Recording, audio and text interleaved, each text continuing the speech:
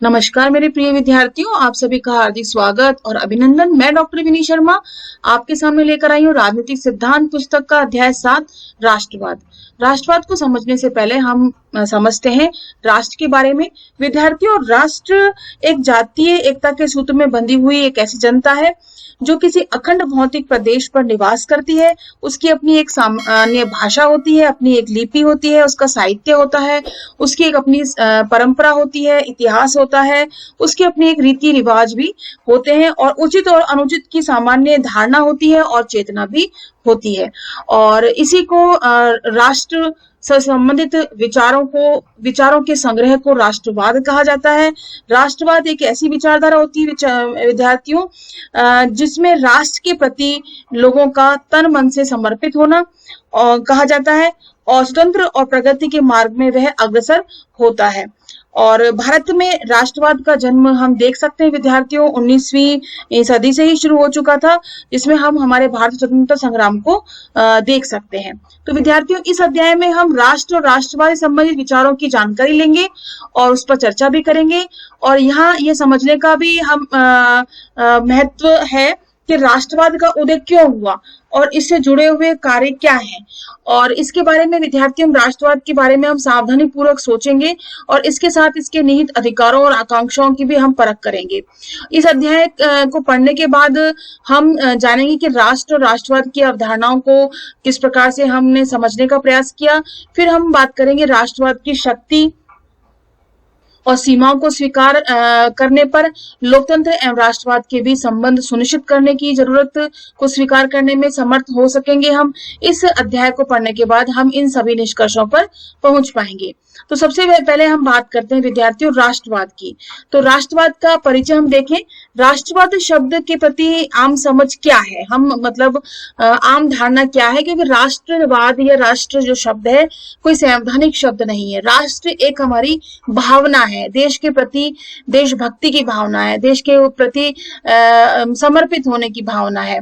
अगर मोटे तौर पर हम देखें विद्यार्थियों, तो जनता की राय लें और हम इस सिलसिले में देशभक्ति, राष्ट्रीय ध्वज, देश के लिए बलिदान जैसी बातें हम हमेशा सुनेंगे। राष्ट्रवाद के अंतर्गत दिल्ली में गणतंत्र दिवस की जो परेड होती है उसमें हम भारतीय राष्ट्रवाद का जो उदाहरण है हम देख सकते हैं।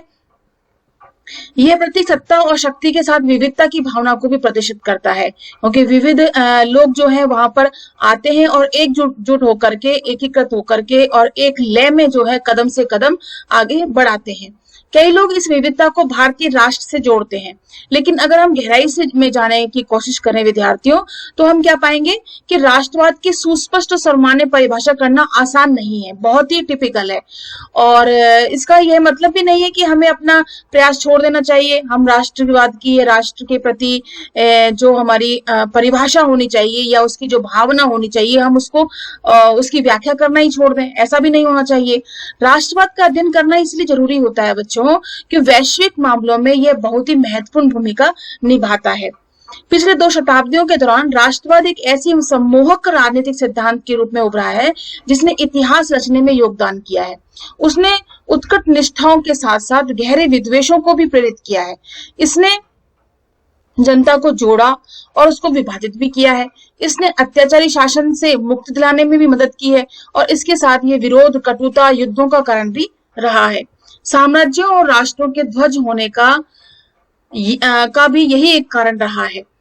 साम्राज्य मतलब अपने साम्राज्य को बढ़ावा देना, अपने साम्राज्यवाद की भावना रखना और राष्ट्र के ध्वस्त होना, राष्ट्र को खत्म कर देना, ये सारे जो कारण है हम इसके अंतर्गत राष्ट्रवादी भावना के अंतर्गत हम देख सकते हैं। मतलब राष्ट्रवादी भावना में साम्राज्य बन भी जाता है, बढ़ता भी है और राष्ट्रवादी भावना से जो देश है, जो राष्ट्र है, वो भी बिखर जाता है। राष्ट्रवादी संघर्षों ने राष्ट्रों और साम्राज्यों की सीमाओं के निर्धारण, पुनर्निर्धारण में योगदान किया और आज भी दुनिया का एक बड़ा भाग विभिन्न राष्ट्र राज्यों में बटा हुआ है। हालांकि राष्ट्रों की सीमाओं के पुनर्संयोजन की प्रक्रिया अभी खत्म भी नहीं हुई है और मौजूदा राष्ट्रों के अंदर भी अलगाववादी संघर्ष आम बात अभी भी बनी हुई है। राष्ट्रवाद कई चरणों से गुजर चुका है। जैसे हम उदाहरण लें, 19वीं शताब्दी के यूरोप में इसने कई छोटी छोटी रियासतों के एकीकरण से बृहत्तर राष्ट्र राज्यों की स्थापना का मार्ग प्रशस्त किया और आज के जर्मनी आज के जर्मनी और इटली का गठन एकीकरण और सुदृढ़ीकरण की इसी प्रक्रिया के जरिए हुआ। लैटिनी अमेरिका में बड़ी संख्या में नए राज्य भी स्थापित किए गए। इसी प्रकार से राज्यों की सीमाओं के सुदृढ़ीकरण के साथ साथ स्थानीय निष्ठाएं और बोलियां भी उत्तरोत्तर राष्ट्रीय निष्ठाओं सामान्य जन भाषाओं के रूप में विकसित हुई हैं। नए राष्ट्रों के लोगों ने एक नई राजनीतिक पहचान अर्जित की है जो राष्ट्र राज्य की सदस्यता पर आधारित थी। पिछली शताब्दी में हमने अपने देश को सुदृढ़ीकरण की एक ऐसी प्रक्रिया से गुजरते हुए भी देखा है। तो आप देख सकते हैं कि राष्ट्रवाद जो है विभिन्न देशों में अलग अलग चरणों से भी गुजरा है। हमने यूरोप का भी इसमें उदाहरण देखा, जर्मनी इटली का हमने यहाँ देखा, लैटिन अमेरिका का यहाँ पे देखा, और भारत का तो आप देखे ही हैं कि किस प्रकार से हमने अपने आप को एक सुदृढ़ीकरण और एकीकृत और अपनी एक राजनीतिक पहचान जो है हमने नए राष्ट्रों के बीच में अपनी पहचान बनाई है। विद्यार्थियों, लेकिन राष्ट्रवाद बड़े बड़े साम्राज्यों के पतन में हिस्सेदार भी रहा है। ऐसा नहीं है राष्ट्रवाद से हमने अपने अस्तित्व को उभारा है या अपनी पहचान को उभारा है। इसके कारण जो है बहुत बड़े बड़े साम्राज्य भी जो है बिखर गए हैं। यूरोप में 20वीं शताब्दी के आरंभ में ऑस्ट्रियाई, हंगेरियाई और रूसी साम्राज्य तथा इनके साथ एशिया और अफ्रीका में ब्रिटिश, फ्रांसीसी, डच और पुर्तगाली साम्राज्य के विघटन के मूल में राष्ट्रवाद ही था। हम देख सकते हैं इसको, जिसमें बताया गया एशिया, अफ्रीका में ब्रिटिश, फ्रांसीसी, डच और पुर्तगाली साम्राज्य, ये भी विघटन के राष्ट्रवाद की भावना के कारण ही जो है विघटन भी हुआ। भारत तथा अन्य पूर्व उपनिवेशों के औपनिवेशिक शासन से स्वतंत्र होने के संघर्ष भी राष्ट्रवादी संघर्ष के ही परिणाम रहे। ये संघर्ष विदेशी नियंत्रण से स्वतंत्र राष्ट्र राज्य स्थापित करने की आकांक्षा से प्रेरित थे और राष्ट्रों की सीमाओं के पुनर्निर्धारण की प्रक्रिया अभी भी जारी है। और 1960 के दशक से ही सीधे तौर पर सुस्थिर राष्ट्र राज्य भी कुछ समूह या अंचलों द्वारा उठाई गई राष्ट्रवादी मांगों का सामना करते हैं। विद्यार्थियों, इन मांगों में पृथक राज्य की मांग भी शामिल हो जाती है।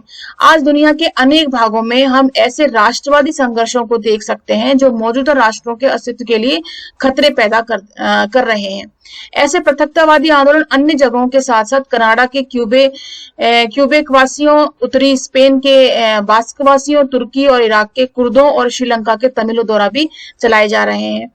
ये क्या करते हैं, राष्ट्रवादी भावना के आधार पर अपने एक क्षेत्र विशेष से या अपने एक क्षेत्रीयता की भावना से ये अपने आप को अलग करना चाहते हैं कि हम जो है इस क्षेत्र विशेष को अलग करके हम अपनी एक राष्ट्रीय पहचान जो है बनाना चाहते हैं। तो इस प्रकार से ये राष्ट्रवादी भावना के कारण पृथकतावादी आंदोलन भी जो है जोरों से चलता है और राष्ट्र पूरा देश जो है वो बिखर जाता है। भारत के कुछ समूह भी राष्ट्रवाद की भाषा बोलते हैं। आज अरबी राष्ट्रवाद में तमाम अरबी देशों की एक अखिल अरब संघ एकताबद्ध करने की उम्मीद पाल सकता है, लेकिन बास्क या कुर्द जैसे पृथकतावादी आंदोलन तो मौजूदा राज्यों के विखंडन के लिए भी संघर्षरत हैं। हमारे बीच इस सवाल पर सहमति हो सकती है विद्यार्थियों कि दुनिया में राष्ट्रवाद आज भी प्रभावी शक्ति रखता है, लेकिन राष्ट्र या राष्ट्रवाद जैसे शब्दों की परिभाषा के संबंध में किसी सहमति पर पहुंचना बहुत ही कठिन है। आखिर राष्ट्र है क्या? लोग राष्ट्रों का निर्माण क्यों करते हैं और राष्ट्र क्या करने की तीव्र इच्छा जगाते हैं? लोग अपने राष्ट्र की खातिर त्याग करने और प्राण तक न्यौछावर करने के लिए क्यों तैयार होते हैं? राष्ट्रवाद यानी देशभक्ति के दावे राज्यत्व यानी राज्य की शक्ति के दावे से क्यों और कैसे जुड़ा हुआ है? क्या राष्ट्र को पृथक रहने या राष्ट्रीय आत्मनिर्णय का अधिकार प्राप्त है? क्या पृथक राज्यत्व को स्वीकार किए बगैर राष्ट्रवाद के दावे को तुष्ट किया जा सकता है? इस अध्याय में हम इन सभी प्रश्नों के हल को या इन सभी मुद्दों को जो है हम खोजेंगे और इसकी चर्चा करेंगे। अब देखो विद्यार्थियों, ये कार्टून बताया गया है। भूमंडलीकरण के इस दौर में दुनिया सिकुड़ रही है और हम एक विश्व ग्राम में रह रहे हैं। अब राष्ट्र अप्रासंगिक हो चला है। ये एक लड़की है, वो क्या कहती है कि हम ग्लोबलाइजेशन, भूमंडलीकरण मतलब हम ग्लोबलाइजेशन वैश्विक ग्राम में आ चुके हैं। अब ये राष्ट्र वाली जो बातें हैं अब वो खत्म हो चुकी है, क्योंकि सभी भूमंडलीकरण के कारण, ग्लोबलाइजेशन के कारण जो है हम बहुत अधिक नजदीक आ चुके हैं। किसके माध्यम से? संचार के माध्यम से। अब देखो ये क्या कहता है बच्चा ऐसा नहीं है। राष्ट्रवाद अब भी प्रासंगिक है। आप इसे तब देख सकते हैं जब भारतीय क्रिकेट टीम बाहर खेलने जाती है, और तब जब हम बाहर बसे हुए भारतीयों को बॉलीवुड की फिल्म देखते हुए पाते हैं। तो ऐसा नहीं है। भूमंडलीकरण, ग्लोबलाइजेशन के कारण हम राष्ट्रवादी भावना को, राष्ट्र को हम खत्म कर सकते हैं, अप्रासंगिक करते हैं, लेकिन हम ऐसे बहुत से उदाहरण हम देख सकते हैं जिसमें राष्ट्रवादी भावना और राष्ट्र के प्रति देशभक्ति की भावना चरमोत्कर्ष पर होती है। अब बच्चों बात करते हैं राष्ट्र और राष्ट्रवाद की। राष्ट्र जनता का कोई आकस्मिक समूह नहीं है, लेकिन यह मानव समाज में पाए जाने वाले अन्य समूहों अथवा समुदायों से अलग है। यह परिवार से भी अलग है। परिवार तो प्रत्यक्ष संबंधों पर आधारित है। सबको पता है कि ये माता पिता हैं, ये भाई बहन और ये चाचा, ये सभी सब अलग अलग अपने रिश्ते हमें प्रत्यक्ष रूप से दिखाई देते हैं, जिसका प्रत्येक सदस्य दूसरे सदस्यों के व्यक्तित्व और चरित्र के बारे में व्यक्तिगत जानकारी भी रखता है। हम अपने परिवार के सभी मेंबर्स की व्यक्तिगत जानकारी भी रखते हैं। ये जनजातीय, जातीय, अन्य संगोत्री समूह से भी अलग है। ठीक है, मतलब ये जातिगत जो समूह होते हैं उनसे भी अलग है, क्योंकि उसके बारे में भी हम जानते हैं। इन समूह में विवाह, वंश परंपरा सदस्यों को आपस में जोड़ती है। इसलिए यदि हम सभी सदस्यों को व्यक्तिगत रूप से नहीं भी जानते हो, तो भी जरूरत पड़ने पर हम उन सूत्रों को ढूंढ निकालते हैं जो हमें आपस में जोड़ते हैं। मतलब जाति समूह के आधार पर जाति समूह के आधार पर भी हम अपने आप में आपस में बंधे हुए हैं, हम एक दूसरे के बारे में जानते हैं। लेकिन राष्ट्र के सदस्य के रूप में हम अपने राष्ट्र के अधिकतर सदस्यों को सीधे तौर पर नहीं न कभी जान पाते हैं, और न ही उनके साथ वंशानुगत नाता जोड़ने की आवश्यकता पड़ती है। फिर भी राष्ट्र का वजूद है, लोग उनमें रहते हैं और उनका आदर करते हैं और उनके प्रति भक्ति की भावना भी रखते हैं। आमतौर पर यह माना जाता है बच्चों कि राष्ट्र का निर्माण ऐसे समूह द्वारा किया जाता है जो कुल या भाषा अथवा धर्म या फिर जातीयता जैसे कुछ एक निश्चित पहचान का सहभागी होता है। लेकिन ऐसे निश्चित विशिष्ट गुण वास्तव में है ही नहीं जो सभी राष्ट्रों में समान रूप से मौजूद हो। कई राष्ट्रों की अपनी कोई एक सामान्य भाषा भी नहीं होती है। जैसे कनाडा का हम उदाहरण दें तो कनाडा में अंग्रेजी और फ्रांसीसी भाषा के लोग साथ साथ रहते हैं। भारत में भी अनेक भाषाएं बोली जाती हैं। विभिन्न क्षेत्रों में अलग अलग भिन्न भिन्न समुदाय द्वारा बोली जाती है, और बहुत से राष्ट्रों में उनको जोड़ने वाला कोई सामान्य धर्म भी नहीं होता है। नस्ल या कुल जैसी अन्य विशिष्टताओं के लिए भी यही कहा जा सकता है। तब वह क्या है? तो राष्ट्र का जो राष्ट्र का निर्माण करता है, मतलब ऐसी बात क्या है, ऐसा क्या विषय है जिससे कि राष्ट्र का निर्माण हो जाता है? राष्ट्र बहुत हद तक एक काल्पनिक समुदाय होता है विद्यार्थियों, जो अपने सदस्यों के सामूहिक विश्वास और आकांक्षाओं और कल्पनाओं के सहारे एक सूत्र में बंधा होता है, और यह कुछ खास मान्यताओं पर आधारित होता है जिन्हें हम उस समग्र समुदाय के लिए गढ़ते हैं, जिससे वे अपनी पहचान कायम करते हैं। हम अब राष्ट्र के बारे में लोगों की कुछ मान्यताओं को पहचानेंगे और समझने का प्रयास करेंगे कि किस प्रकार से हम राष्ट्र में ऐसी कौन कौन सी बातें हैं या कौन कौन सी ऐसी मान्यताएं हैं जिसके आधार पर हम यह बात कर सकें कि ये राष्ट्र के अंतर्गत हम देख सकते हैं। तो सबसे पहली बात आती है साझे विश्वास। पहला राष्ट्र विश्वास के जरिए बनता है। ठीक है, राष्ट्र पहाड़, नदी, भवनों की तरह नहीं होते जिन्हें हम देख सकते हैं या महसूस कर सकते हैं, जिनको स्पर्श कर सकते हैं। वे ऐसी चीजें भी नहीं होती जिनका लोगों के विश्वासों से स्वतंत्र अस्तित्व होता है। किसी समाज के लोगों को राष्ट्र की संज्ञा देना उनकी शारीरिक विशेषताओं या आचरण पर टिप्पणी करना नहीं है। यह समूह के भविष्य के लिए सामूहिक पहचान और दृष्टि का प्रमाण है। यह क्या है? समूह के भविष्य के लिए सामूहिक पहचान है, एक दृष्टि है जो स्वतंत्र राजनीतिक अस्तित्व का आकांक्षी होता है। ठीक है, मतलब अपने स्वतंत्र अस्तित्व को, अपना स्वतंत्र अस्तित्व कैसा? अपना स्वतंत्र राजनीतिक अस्तित्व की पहचान होता है। इस मायने में राष्ट्र की तुलना किसी टीम से की जा सकती है। जब हम टीम की बात करते हैं तो हमारा मतलब लोगों के एक ऐसे समूह से होता है जो एक साथ काम करता है, एक साथ काम करता है, एक साथ खेलता है, और इससे भी ज्यादा जरूरी है कि वे स्वयं को एकीकृत समूह मानते हैं। अगर वे अपने बारे में इस तरह नहीं सोचते तो एक टीम की उनकी हैसियत जाती रहेगी और वे खेल खेलने या काम करने वाले महज अलग अलग व्यक्ति रह जाएंगे। और एक राष्ट्र का अस्तित्व तभी कायम हो रहता है जब उसके सदस्यों में यह विश्वास हो कि वे एक दूसरे के साथ हैं। तो विश्वास कब होता है? जब हम समूह के माध्यम से या टीम के माध्यम से कार्य करते हैं, तब वह भावना आती है। कौन सी भावना? विश्वास की, साझे विश्वास की, जब हम मिलकर के काम करते हैं। ठीक है, अब ये देखिए कार्टून में, तुम अपनी टीम का उत्साह क्यों नहीं बढ़ाती हो? क्या तुम्हारे अंदर राष्ट्रवादी भावनाएं नहीं है? मैं उतनी ही राष्ट्रवादी हूँ जितना कोई और। मैं अपना वोट डालती हूँ, टैक्स देती हूँ और देश के कानूनों का सम्मान करती हूँ। अपने देश का वासी होने पर गर्व भी करती हूँ। तो टीम भावना के साथ साथ हम मेरे अंदर ये भी चीजें होनी चाहिए कि मैं देश के प्रति वह सारे कर्तव्य निभाऊं, वह सभी ड्यूटीज में निभाऊं जो मुझे निभानी चाहिए। तो ये साझे विश्वास जो है एक राष्ट्रवादी भावना के अंतर्गत आते हैं। अब बच्चों बात आती है इतिहास की।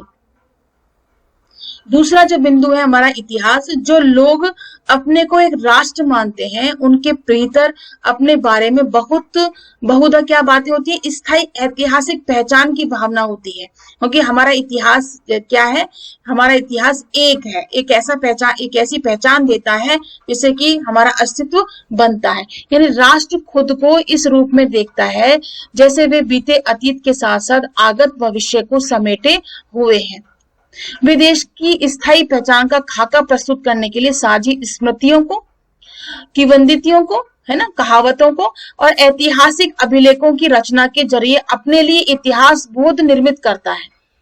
इसी प्रकार विद्यार्थियों, भारत के राष्ट्रवादियों ने यह दावा करने के लिए कि एक सभ्यता के बतौर भारत का लंबा और अटूट इतिहास रहा है और यह सभ्यता मूलक निरंतरता और एकता भारतीय राष्ट्र की बुनियाद है, भारतीय राष्ट्र की पहचान है। वह देश की प्राचीन सभ्यता, सांस्कृतिक विरासत और अन्य उपलब्धियों का साक्ष्य प्रस्तुत करता है।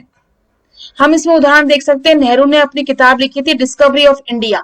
उसमें क्या लिखा कि हालांकि बाहरी रूप में लोगों में विविधता और अनगिनत विभिन्नताएं हैं, लेकिन हर जगह एकात्मकता है, एकात्मकता की छाप पड़ी हुई है जिसने हमें युगों तक जोड़े रखा है।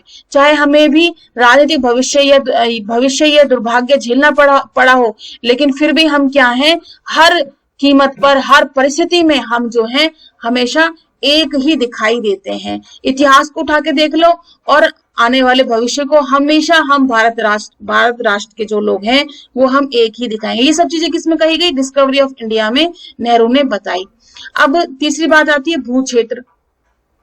भूक्षेत्र में बहुत सारे राष्ट्रों की पहचान एक खास भौगोलिक क्षेत्र से जुड़ी होती है। किसी खास भूक्षेत्र पर लंबे समय तक साथ साथ रहना, उससे जुड़ी साझे अतीत की यादें लोगों को एक सामूहिक पहचान का बोध देती हैं। ये उन्हें एक होने का एहसास भी देती है विद्यार्थियों। इसलिए यह आश्चर्यजनक नहीं है कि जो लोग स्वयं को एक राष्ट्र के रूप में देखते हैं, एक गृह भूमि की बात करते हैं। ये लोग जिस भूक्षेत्र पर अपना अधिकार जमाते हैं, विद्यार्थियों जिस जगह रहते हैं उस पर अपना दावा पेश करते हैं। मतलब जहां वो रहेंगे निश्चित रूप से अपना दावा पेश करेंगे और उसे बहुत महत्व दिया जाता है। राष्ट्र अपने अपने गृह भूमि का विभिन्न तरीकों से बखान करता है। जैसे कोई इसे मातृभूमि कहता है, कोई इसे पितृभूमि कहता है, तो कोई पवित्र भूमि कहता है। अलग अलग रूप से इसे व्यक्त किया जाता है। जैसे यहूदी लोगों ने अपने इतिहास में ज्यादातर समय दुनिया के विभिन्न हिस्सों में बिखरे फैले रहने के बावजूद हमेशा दावा किया कि उनका मूल गृह स्थल फिलिस्तीन यानी उनका स्वर्ग है। भारतीय राष्ट्र की पहचान भारतीय उपमहाद्वीप की नदियों, पर्वतों और अंचलों से है। चूंकि एक ही भूक्षेत्र पर एक से अधिक समूह का दावा हो सकता है, लिहाजा गृह भूमि की आकांक्षा दुनिया भर में संघर्ष का एक बड़ा कारण रही है। अब चौथी बात हम इसमें क्या आती है? साझे राजनीतिक आदर्श। चौथा, हालांकि अपना भूक्षेत्र और साझी ऐतिहासिक पहचान लोगों में एक होने का बोध पैदा करने में महत्वपूर्ण भूमिका निभाते हैं, लेकिन भविष्य के बारे में साझा नजरिया और अपना स्वतंत्र राजनीतिक अस्तित्व बनाने की सामूहिक पहचान, सामूहिक चाहत की वह मूल बात है जो राष्ट्र को बाकी समूहों से अलग करती है। विद्यार्थियों, राष्ट्र के सदस्यों को सदस्यों की इस बारे में एक साझा दृष्टि होती है कि वे किस तरह का राज्य बनाना चाहते हैं। बाकी बातों के अलावा लोकतंत्र, धर्मनिरपेक्षता, उदारवाद ऐसे मूल्य और सिद्धांतों को स्वीकार करते हैं। असल में यही वे शर्त होती हैं जिसके आधार पर वे साथ साथ आना और रहना चाहते हैं। अर्थात यह विचार राष्ट्र के रूप में उनकी राजनीतिक पहचान को बताते हैं। तो इसी प्रकार से राष्ट्र के जो राजनीतिक आदर्श है, साझे राजनीतिक आदर्श होना भी बहुत जरूरी है, जैसे कि लोकतंत्र, धर्मनिरपेक्षता, उदारवाद और ये सभी जो मूल्य हैं, ये सिद्धांत हैं, इनको स्वीकार करना। अब लोकतंत्र में कुछ राजनीतिक मूल्य और आदर्शों के लिए साझी प्रतिबद्धता ही किसी राजनीतिक समुदाय या राष्ट्र को सर्वाधिक वांछित आधार प्रदान करती है। इसके अंतर्गत राजनीतिक समुदाय के सदस्य कुछ दायित्वों से बंधे होते हैं। ये दायित्व सभी लोगों के नागरिकों के रूप में अधिकारों को पहचान लेने से पैदा होते हैं। अगर राष्ट्र के नागरिक अपने सह नागरिकों के प्रति अपनी जिम्मेदारियों को जान और मान लेते हैं, इससे राष्ट्र मजबूत ही होता है। जब हम अपने इन सभी जिम्मेदारियों को पहचान लेते हैं और इनके प्रति हम प्रतिबद्ध हो जाते हैं, तो इससे क्या होगा? इससे राष्ट्र मजबूत होगा। हम यहाँ तक कह सकते हैं बच्चों कि आपसी जिम्मेदारियों के इस परिप्रेक्ष्य को मान लेना राष्ट्र के प्रति वफादारी की सबसे बड़ी परीक्षा होती है। अब बात आती है साझे राजनीतिक पहचान। बहुत से लोगों का मानना है कि हम जैसा राज्य या समाज बनाना चाहते हैं, उसके बारे में साझी राजनीतिक दृष्टि व्यक्तियों को एक राष्ट्र के रूप में बांधने के लिए पर्याप्त नहीं होती है। इसके स्थान पर वे एक समान भाषा, जातीय, वंश, परंपरा जैसी साझी सांस्कृतिक पहचान चाहते हैं। इसमें कोई संदेह भी नहीं है। विद्यार्थियों, एक ही भाषा बोलना आपसी संवाद को काफी आसान भी बना देता है। समान धर्म होने पर बहुत सारे विश्वास, सामाजिक रीति रिवाज साझे हो जाते हैं हमारे। एक ऐसे त्योहार मनाना, एक जैसे मौकों पर छुट्टियां चाहना, एक जैसे प्रतीकों की एक जैसे प्रतीकों को धारण करना और लोगों को करीब लेकर आना, और साथ ही यह उन मूल्यों के लिए खतरा भी उत्पन्न कर सकता है जिन्हें हम लोकतंत्र में महत्वपूर्ण मानते हैं। इसके दो कारण हो सकते हैं। एक तो यह है कि दुनिया के सभी बड़े धर्म अंदरूनी तौर से विविधता से भरे हुए हैं। वे अपने समुदाय के अंदर चलने वाले संवाद के कारण ही बने और बड़े हैं। परिणाम स्वरूप धर्म के अंदर बहुत से पंथ बन जाते हैं और धार्मिक ग्रंथों और नियमों की उनकी व्याख्याएं काफी अलग अलग भी होती हैं। अगर हम इन विभिन्नताओं की अवहेलना करें और एक समान धर्म के आधार पर एक पहचान स्थापित कर दें, तो आशंका है कि हम बहुत सी वर्चस्ववादी और दमनकारी समाज का निर्माण कर देंगे। तो स्थिति कैसी हो जाएगी? अगर हम एक ही धर्म, एक ही भाषा और एक ही सब इन चीजों को लेकर के चलेंगे तो स्थिति वर्चस्ववादी हो जाएगी। दूसरा कारण यह भी होता है कि अधिकतर समाज सांस्कृतिक रूप से विविधता से भरा हुआ है और एक ही भूक्षेत्र में विभिन्न धर्म और भाषाओं के लोग साथ साथ रहते हैं और किसी राज्य की सदस्यता की शर्त के रूप में किसी खास धार्मिक और भाषाई पहचान को आरोपित कर देने से कुछ समूह निश्चित रूप से शामिल होने से रह जाएंगे। इससे क्या होगा? इससे शामिल नहीं किए गए समूह की धार्मिक स्वतंत्रता बाधित होगी और राष्ट्रीय भाषा नहीं बोलने वाले समूह की हानि हो जाएगी। दोनों ही स्थितियों में समान बर्ताव सबके लिए स्वतंत्रता के उस आदर्श से भारी कटौती होगी जिसे हम लोकतंत्र में अमूल्य मानते हैं। इन्हीं कारणों से क्या होता है बच्चों, यह बेहतर होगा कि राष्ट्र की कल्पना राजनीतिक शब्दावली में की जाए, न कि सांस्कृतिक शब्दावली में की जाए। तो राजनीतिक शब्दावली में की जाएगी तो हम चाहे किसी भी भाषा, धर्म, संस्कृति के हों, सब हम एक रहेंगे। इसका मतलब क्या होगा कि लोकतंत्र में किसी भी खास धर्म, नस्ल या भाषा संबंधता की जगह एक मूल्य समूह के प्रति निष्ठा की आवश्यकता होगी। और इस राजनीतिक शब्दावली में जब हम शामिल हो जाएंगे तो हम तब होंगे एक राष्ट्रवादी। इस मूल्य समूह को देश के संविधान में भी दर्ज किया जा सकता है। इस प्रकार से विद्यार्थियों, हमने कुछ स्थितियों को पहचान की हमने ऊपर, जिनके जरिए राष्ट्र अपनी सामूहिक पहचान को व्यक्त करता है, और हमने यह भी देखा कि क्यों लोकतांत्रिक राज्य इस पहचान को साझे राजनीतिक आदर्शों के आधार पर गढ़ने की बात करता है। लेकिन एक महत्वपूर्ण प्रश्न अनुत्तरित रह जाता है कि आखिर लोग खुद को राष्ट्र के रूप में क्यों निरूपित करते हैं? विभिन्न राष्ट्रों की कुछ आकांक्षाएं क्या होती हैं? ठीक है, और इसी तरह हम आगे के 2 खंडों में हम क्या पढ़ेंगे? हम पढ़ेंगे कि राष्ट्रीय आत्मनिर्णय क्या है, राष्ट्रीय आत्मनिर्णय का प्रश्न क्या है, और हम पढ़ेंगे राष्ट्रवाद और बहुलवाद, है ना। राष्ट्रवाद क्या है और बहुलवाद क्या है, इन दोनों खंडों को हम पढ़ करके ये समझेंगे कि कहां पर हम अपने आप को राष्ट्रवादी कह सकते हैं और कहां पर हम अपने आप को बहुलवादी कह सकते हैं। तो इसी के साथ ही विद्यार्थियों इस वीडियो को हम यही समाप्त करेंगे और अगले वीडियो में हम इन दोनों खंडों को पर चर्चा करेंगे। और मैं उम्मीद करती हूँ कि आपको यह बहुत अच्छे से समझ में आया होगा। फिर भी कोई आपको डाउट होता है और कहीं किसी प्रकार का प्रश्न है तो आप इसको कमेंट बॉक्स में लिख सकते हैं। और नेक्स्ट वीडियो तक के लिए आपसे हम विदा लेते हैं। धन्यवाद एंड नमस्कार।